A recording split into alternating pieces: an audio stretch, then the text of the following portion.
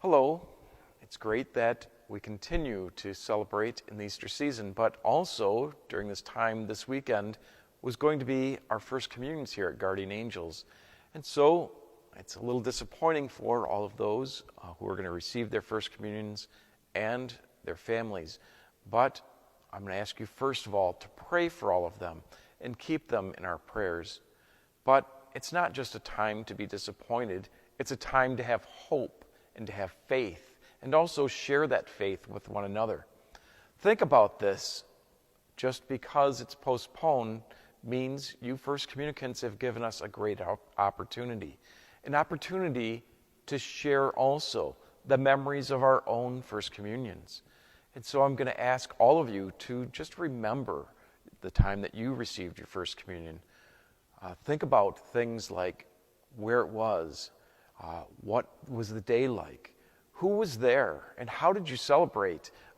What are your memories? And some of the things that I started thinking about is when you remember those things, share them with a friend, share them with your family, share them with your children, and share that with anyone. Share your first communion because we are all united in Christ in that communion. And so it's kind of a great opportunity for us to share.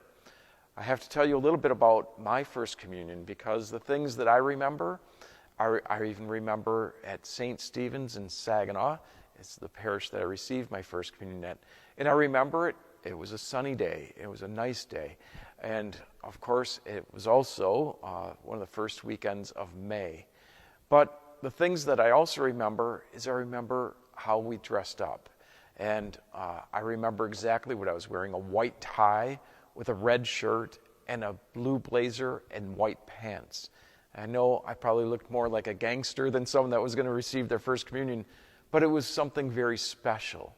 But I also remember my parents being dressed up, and my mom in a dress and my dad wearing a suit coat and tie.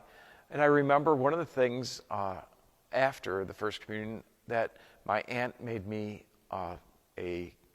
it was really a lamb cake. It was a cake that was shaped like a lamb, and I know she spent a lot of time on it.